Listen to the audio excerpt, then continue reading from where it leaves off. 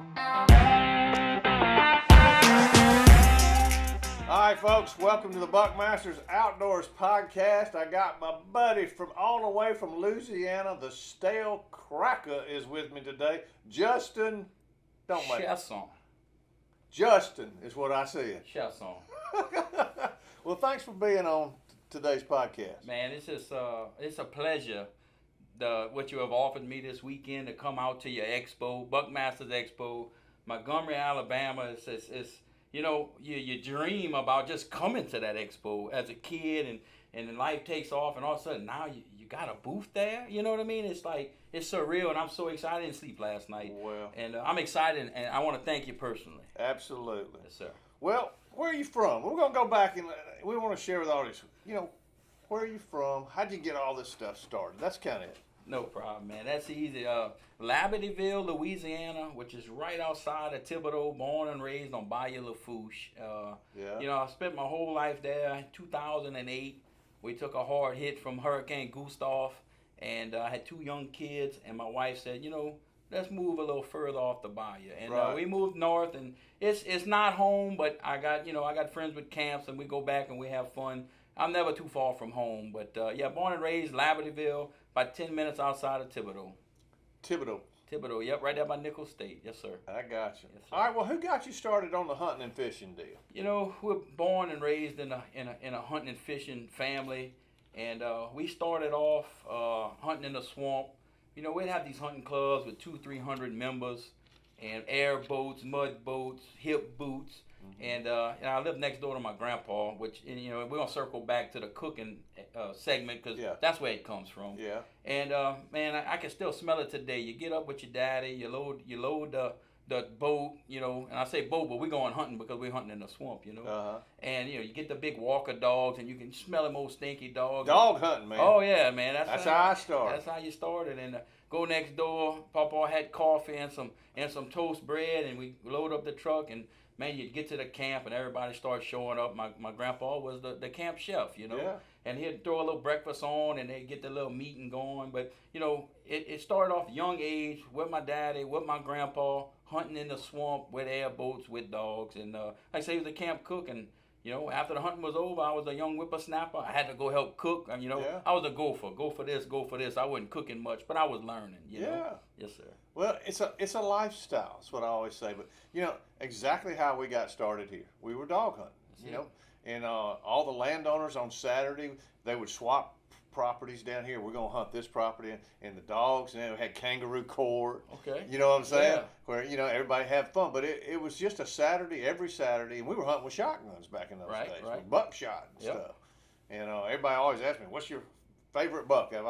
I shot a 6-inch spike on a dog drive. That's it. And I loved it. And you got to see them dogs were coming and your heart was pounding, not knowing what's about to break out the brush, I know. Well, that's cool. So you Yeah. got the cooking started coming around your granddaddy. Yes. Is that right? Yes, yep. And he was a county agent, and so I did the 4-H with him. We had a small farm. He graduated from LSU, and he paid his way through LSU by milking cows Really? in the morning. So, man, what a great hard worker. What a great story. And he took me in, and he just showed me the way of life and outdoors, taking care of animals and the cooking. Yeah. So, LSU. yep, he went to LSU. My daddy was an LSU man. Awesome. Yeah. He told me, he said, "You need to go to LSU." And I was dating a girl at this time, so I ended up going to Auburn. He said, "Well, you'll see." And I was playing tennis at that time, and my freshman year we went to Baton Rouge. He was right. It was a beautiful campus. Right. And I always said, "Dadgummit, my dad's always right." But that's where you got your cooking from. Tell me this.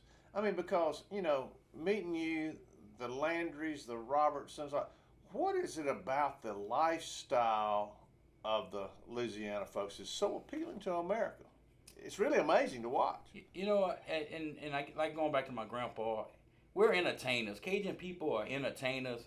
It's nothing greater to me. It's like I'm working with a company. We ship crawfish, the frugiers, and to fly out to say Florida. I went to Wyoming and cooked crawfish in the snow. But to get together and, like I said, entertainers, we get together to put smiles on other people's faces for something they tried the first time. So it's for us Cajuns. We're entertainers. We like a good time. We like to party, and we like to cook good. and let the other part of the world enjoy what we could bring them. And I think that's the joy we get, like the Landrys and the Robinson. We want you to see how we really do it, and the people get addicted to it, and we appreciate it and showing them something new for the first time. Yeah, I'll never forget this. I go back to my dad, and LSU was coming to play at Auburn, which probably 70,000 folks back in those days. How long ago that was? That was being back in the 70s, okay? I wasn't even born yet. Yeah, you weren't born. But he just said, I'll tell you this. There might be 3,000 LSU fans in that 70,000, and I'll guarantee you they will out scream and holler any fan that you think is going to be in the Auburn Stadium. And I was like, I don't know, 12, 13. Right. He was right again. They probably outdrank them. They did. They were loud, and LSU beat Auburn. I never forgot that, but I never forgot. And this is on my bucket list. Okay. I got to take my kids down to Tiger Stadium. Death Valley. At Death Valley. Saturday night. When I played tennis down there, I stayed in the old athletic dorms were in Tiger Stadium. Okay. A lot of people don't know that. But next year when Auburn goes to LSU, I'm taking all my kids down and show them all the stuff that my dad did. But that's awesome. going to be fun. That's awesome. I think they get started. That's why they have nighttime football games, because all the Cajuns got to get to drinking and eating and all the tailgates. I mean, it takes hours to cook good Cajun food. Exactly. Good jambalaya, pasta, whatever. That's 5-6 hours of hydrating and motivating before the game, So. Well, when you say jambalaya, that goes right back when I was playing my freshman year at Auburn, and the LSU guy was good. So he said, hey, man, why don't you go first? So I'm getting the top part of the jambalaya meal, which oh my gosh, at 3 o'clock in the morning, it hit me, and I stayed up all night. But you know how hot and spicy that jambalaya is. That's it, man. I learned a lesson. I ain't never going first on a jambalaya line. That's awesome. Yeah, you'll never forget that, though. I never forgot. Yep. And I lost bad the next morning, too. Hey, talk to me about the social media thing. How did you start coming around going, hey, this might be pretty cool? Yeah. How did the character of Stale Kracker come about? We've come a long way in a very short time, all by accident. If I told you we plan to do any of this, I would be lying to you. It started off, my little girl, she's 17 now. She does competition dance and cheer. Oh, yeah. I guess she's about 15. They got the TikTok. I mean, I was against it, and so I get it. I start watching. I see these so-called Cajun cookers, which they wasn't Cajun. I'm like, man. And then I went to my daddy's house, and man, he's gonna be mad for telling this. And his shrimp didn't peel. And boy, we went back and forth. I went home. I told my wife, I said, next weekend, let's make a TikTok video, and I'm gonna call out all the coon asses. I'm gonna call out all the Cajun people, and I'm gonna say your shrimp don't peel. Boom, and we made a video. Boom.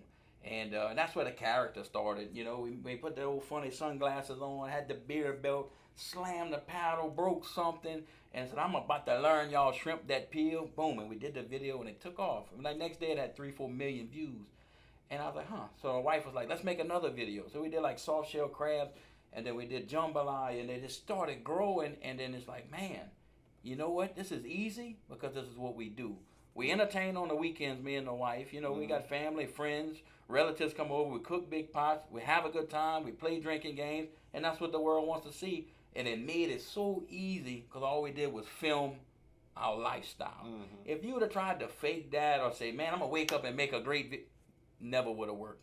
And then taking that social media, the following, the Cajun two-step, which I got from my grandpa, and the cookbook, which we built for my grandpa, my daddy, on both sides of the family, and my wife, and it just, boom, it took off. Reading the people's comments, you need a cookbook. Let's get to working on it. And we came out with seasoning. We got a dipping sauce, and we just building an empire off of what we normally do. And it's just like with the Robinsons and the Landrys and everybody else down there, It just, boom, people get addicted to the Cajun culture. Oh, yeah. Yep. So where did the character Stale Kracker come from? How did that, you just don't go, hey, I'm going to be Stale Kracker tomorrow. I got you. So, like I said, we do have some parties and we stay up late. And I usually don't eat, and I'll go get a sleeve of crackers, and I'll eat 3 or 4, and I'll leave them laying all over on the counter, on the couch, outside. And so every time my wife would, hey, where's the crackers? We want to make something. They always stale. Yeah. And so my friends started teasing me, you the stale cracker, because all the crackers at your house are stale. Okay. And so it just worked, and and then growing up, I know you probably heard this. You ever heard somebody say, I'd sop that up with a biscuit? You ever heard somebody say? Oh, yeah. growing up, my grandpa would say, boy, he'd taste something. I said, boy, I'd put that on a cracker. And Yeah. boom, it just all That's right. coagulated. I don't know how to say that word, but it all came together. But basically, you were just leaving out I crackers. was leaving, after and you so got all my stale. friends, yep, they were stale. So they're like, man, all you got is stale crackers over here. And it's a funny thing, and it worked, you know. Well, hey. Yeah. Everybody wants to know the behind the scenes where Sure, things started. It sure. had to start somewhere. Somewhere, right, And right. you know, you watch people and you Yep. say, "I can do that. That's not my wife's Yeah. stuff." So now look where I mean, you Yeah. got to pinch yourself a That's little right. bit. So my nickname growing up through high school was Pick, P-I-C, because I would catch shoe pick on the weekends and sell them. I was known as the shoe pick man because I would go catch shoe pick. You know what that is? A bowfin, a grinnell. You know what that? Y'all got them over here. They're dinosaur-looking fish. Oh, a okay. bowfin, a grinnell. What else y'all Okay. call them? Y'all call them cypress bass, probably. I don't know. I ain't never heard of them. You never heard of a bowfin? You got them over here. I know you do. Duh.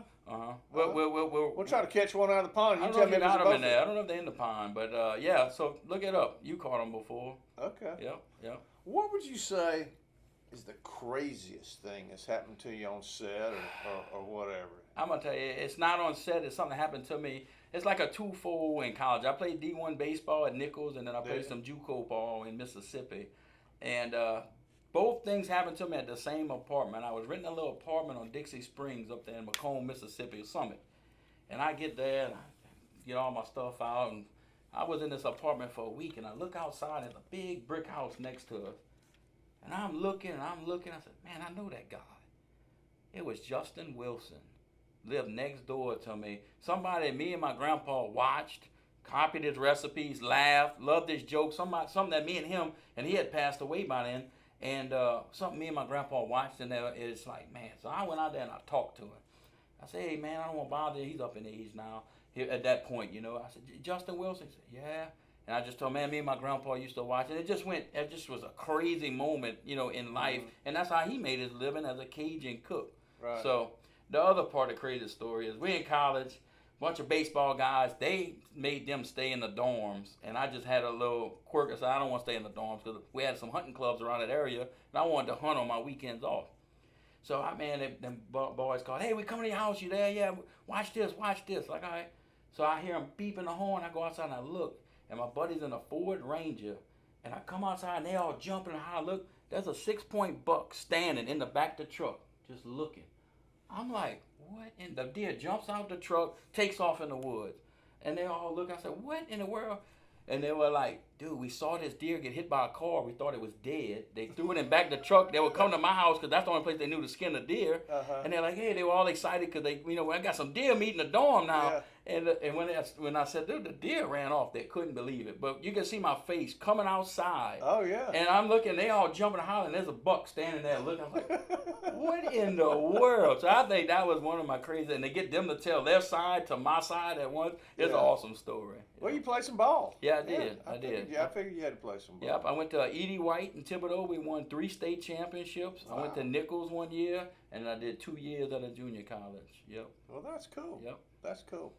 Well, what is there anything on your bucket list that you hadn't done at 40-something years old that you want to do? This is more of a goal that since this started, I want to leave a legacy for my kids. Justin Shelson's only going to live so long, but the character of Stale Kracker will live forever, and it's going to come through great products like my seasoning that's in Walmart. Right. This is going to be there forever, and that's something that my kids will enjoy, but their kids and their kids, and they'll tell stories about the great Stale Kracker. You know what I'm saying? So that's a bucket list, is to make like Popeye. It's a character. Yeah. But he was a human being, you know what I'm saying? He was from somewhere, but people still talk about him. Yeah. You know what I mean? So that's a bucket list to me, is build a legacy for my kids, and the world to always know the story behind the seasoning or the product. That's interesting. Yeah. And you said you've been watching me since you were in diapers. Is that what you were A saying? long time ago. And I wish I had a snake to throw on you right now. It is so funny. I can walk down the beach. I can be at an airport or a restaurant. Nobody come up. Hey man, that's a great deer you shot. Hey man, you scared of snakes. Right. And I'm the tall, skinny guy that's petrified. Right. I'm still petrified of them. Yeah. When I was young, I think I was 8 years old. I was down at my friend's barn. I went in his barn and this snake fell out of the rafters and hit me in the neck. Probably a And rat snake. It was, and I screamed bloody murder. Well, by gosh, when they did it again, and then everywhere I went, there's another snake trick, and I'm petrified. I mean, a rattlesnake can kill you. Yeah, definitely. I mean, there's no question about it. That's But it. I told him I've been doing it so long. When Noah come over, I met him there with the ark and everything, and I helped him divide the animals. And I said, I'll take the whitetail. So that's how many years we've been doing it. That's But I can't tell you how many people come and say, man, I've been watching you since I was in diapers. I was going, yeah, this will be, I think, our 38th year on television. That's amazing. So, congratulations. And then we're switching over into y'all's world on the social media side. So we're going to see. We got a whole library, about 37 years of library we're trying to regenerate to put out there. Yeah, you know what I think about that all the time is great people back in the day that never didn't, if they would have had social media, how funny they'd have been or how big they would have grew just with the right place. And I'm no different than another Cajun down there. I just actually hit it right at the right time, and it's we all the same down there. Just good people trying to entertain and have a good time in life. Well, you're doing a heck of a job. Yes, sir. Well, what do you do for a living? So I'm retired. I used to be a diesel fitter. Yeah. You know what that is? What's a diesel fitter? Yeah, I used to work at the underwear place, and I'd hold them up and be like, diesel fitter. I knew I was going to get set up on that one. All right, well, what do you got? We're going to get ready to do some cooking here in a minute here at my place. I want to catch a couple more of them big old brim. That's the biggest ones, the more copper. What you call them? Copper nose. Copper nose. They got copper all on their side. So you're going to show me how to cook some of my brim. I will. And we got some French fries. Yep, and some champignon bread. Champignon bread. Mushroom bread. And then I'm going to show you how to fix a dessert. Okay. Because the old new chef's coming out. Okay, I'm ready to see this Chef cat. Bo or Buckmaster. Bo or Buckmaster. Chef Boyardee was my hero. Was he? Yeah. So Chef Bo or Buckmaster's coming out. Well, I'm ready to learn. All right, my friend. Well, thanks for being on the podcast. No problem. I want to thank you for having us, Buckmasters. Like, been a follower of the magazine forever. Thank you for the opportunity, and this weekend is just a dream come true, a bucket list. How about that? Well, I appreciate that. Yes, sir. And folks, if you hadn't seen the Stale Kracker, y'all make sure y'all go check him out on the YouTube. Make sure you subscribe. He's one of the best, and we're having a lot of fun here at Buckmasters Outdoors and the podcast. And we got another great podcast coming up soon. But thank you, my friend. Same with you, man. I appreciate the opportunity.